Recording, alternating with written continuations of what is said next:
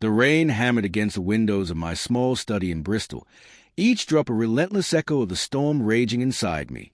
Alaric, a 46-year-old IT consultant, had always prided myself on being a rational man, a solver of problems. But the problem before me now was one that no logic could untangle, a betrayal so profound it threatened to unravel everything I held dear. It had begun subtly, almost imperceptibly. Alara, my wife of 20 years, a brilliant and driven architect, had started working longer hours. At first, I had attributed it to her latest project, a prestigious commission to design a sustainable community center on the outskirts of the city. I had even felt a flicker of pride, knowing how much this opportunity meant to her. But then came the late-night meetings, the weekend site visits, the hushed phone calls taken in another room. She had always been open with me, her warmth a constant in my life. But now, there was a distance between us, an invisible wall constructed brick by agonizing brick. The easy laughter, the tender touches, the way her eyes once softened when she looked at me, all of it was fading. I tried to talk to her, to voice my unease, but my concerns were met with irritation, dismissive reassurances, and an exhaustion that felt more like evasion.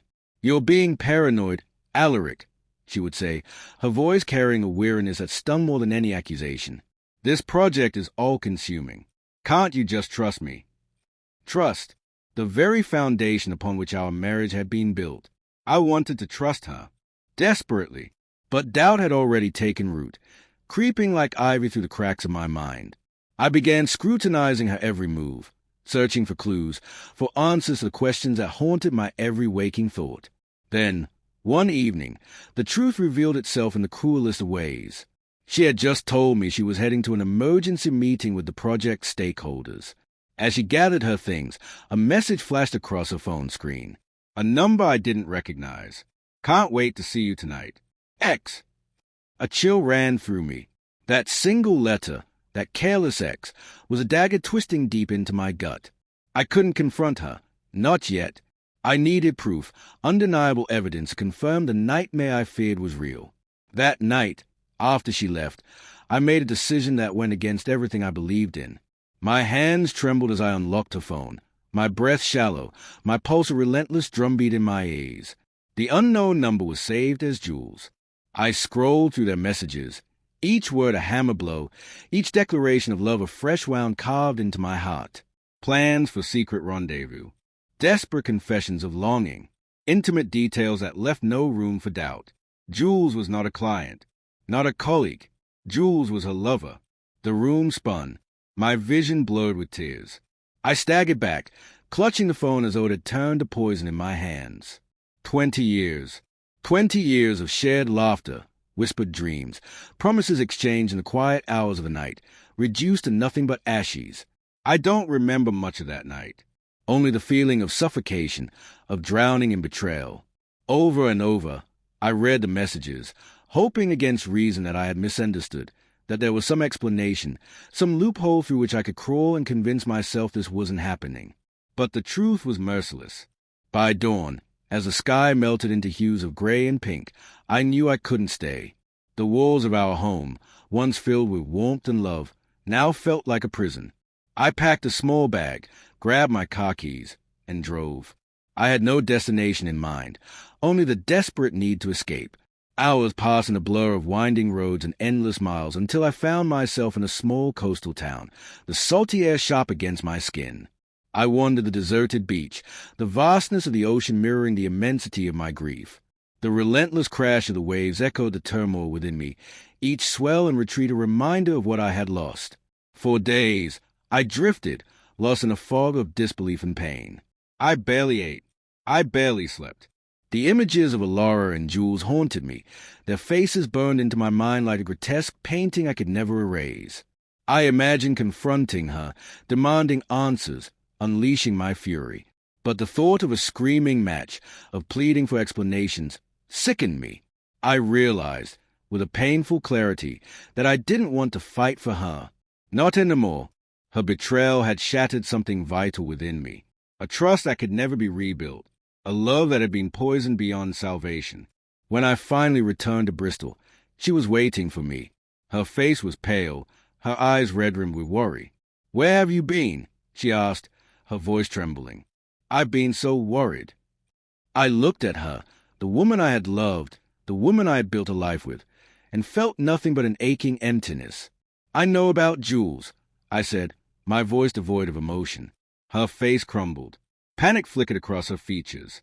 "Alaric, I can explain." "There's nothing to explain." I cut her off, my tone as cold as a void inside me. "I've read the messages. I know everything." Tears spilled down her cheeks as she begged for forgiveness, for another chance. She claimed it was a mistake, a lapse in judgment, something that didn't mean anything. But the words were meaningless, empty syllables strung together in a desperate attempt to salvage what had already been destroyed. I watched her cry, her sobs racking her frame, and felt no urge to comfort her. For the first time in my life, I understood that love alone was not enough, that some wounds could never be healed, that sometimes the only way to save yourself was to walk away. The moment Alara whispered those words, I wanted to believe her. I wanted to mistake her moment of weakness for love, to hold on to the illusion that what we once had still existed. But her voice rang hollow, a cheap imitation of the truth we had lost long ago. "I'm leaving, Alara," I said, my voice steady despite the storm inside me. "I've already spoken to a lawyer. I want a divorce." She collapsed to her knees, sobbing uncontrollably, but I didn't stop. I didn't turn back. I walked out of the house, out of her life, leaving behind the wreckage of our shattered marriage. The divorce was swift and painless, or as painless as such things can be. Alara didn't contest it. She seemed resigned to her fate, as if she had already accepted the inevitable long before I had spoken the words aloud. I moved into a small apartment in the city center, a stark contrast to the spacious family home we once shared. It was quiet, devoid of the warmth that had once defined my life, but it was mine. I threw myself into my work, burying my pain in the precision of code, the logic of algorithms. Numbers didn't lie. Programs didn't betray. But no matter how much I immersed myself in the predictable world of technology, the ache in my chest remained, a dull, persistent reminder of everything I had lost. I missed the companionship, the familiarity of someone beside me in the quiet hours of the night. I missed the laughter, the shared moments, the simple joys of married life. I missed her, or at least a version of her I had once believed in. The woman who had been my best friend, my partner, my soulmate. Time passed. Slowly, I began to rebuild. I reconnected with old friends, took up hobbies I had neglected, explored the city as if seeing it for the first time.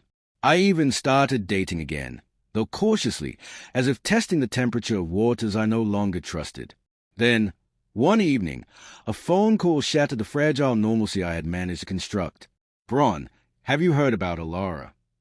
The voice on the other end was quiet, hesitant. My stomach tightened. "No," I answered. "What happened?"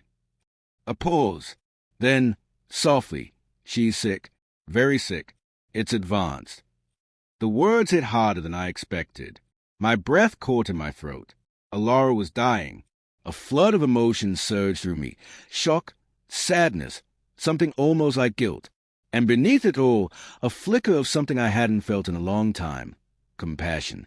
Despite everything, despite the betrayal, the pain, the anger, I couldn't ignore the fact that I had once loved her with every fiber of my being. And now, she was facing the end alone. For days, I wrestled with my conscience. Should I reach out? Should I offer comfort to the woman who had broken me? Or should I protect myself from reopening wounds that had only just begun to heal? In the end, I made my choice. When I stepped into her hospital room, I barely recognized the woman before me. Alara, once so full of life, looked frail and small, swallowed by the stark white sheets of a bed. Her vibrant eyes, the ones I had once loved so much, were dull, exhausted. She gasped when she saw me, her lips parting in disbelief. "Bron," she whispered, tears filling her eyes. "What are you doing here?" I swallowed past a lump in my throat. "I heard about your illness. I wanted to see how you were." A weak smile ghosted across her lips. "That's kind of you, but I don't deserve your kindness." I sat beside her, taking her delicate, almost weightless hand in mine. "Don't say that," I murmured. "We all make mistakes." What matters is what we do with them. Tay slipped down her cheeks as she closed her eyes. I've made so many, Braun. I've hurt you so badly. I squeezed her hand gently. It's in the past. For the first time in years, we spoke, truly spoke. We dredged up old wounds, confronted the pain we had both buried. Alara confessed her regrets, her shame, her remorse. She told me that her affair with Jules had been a foolish attempt to escape the monotony of our marriage, a desperate search for excitement and validation. I never stopped loving you, Braun, she said, her voice barely a whisper. I was just too blind to see what I had until it was too late. I wanted to believe her. I wasn't sure if I did, but I wanted to. As I sat beside her, watching the woman I had once built a life with fade away, I realized something profound. I had finally let go. The anger, the resentment, the bitterness that had clung to me like a shadow for so long, it was gone. I had forgiven her, not for her sake, but for mine. Alara passed away a few weeks later, surrounded by family and friends. I attended the funeral, standing silently at the back of the church, a lone figure among the mourners. I didn't speak. I didn't offer condolences. But I was there. I paid my respects to the woman who had once been my wife, my love, and my betrayer. And in the end, I understood something that had eluded me for so long. Life is too short to hold on to hatred. Too short to let past pain define the future. We all stumble. We all fall. What matters is that we get back up, that we learn, that we keep moving forward towards something better, something brighter. Now, years later, I sit in my small study, listening to the rain tap gently against the window. But the storm within me is gone. I have moved on. I have found love again, built a new life, one filled with trust, laughter, and quiet joy. And I know, deep down, that Alara would be happy for me. That is my story. A story of heartbreak, a betrayal, but ultimately, a forgiveness, of hope. If there's anything I can leave you with, it's this: do not let the pain of the past define your future. Choose forgiveness. Choose healing. Choose hope. Your future self will thank you for it.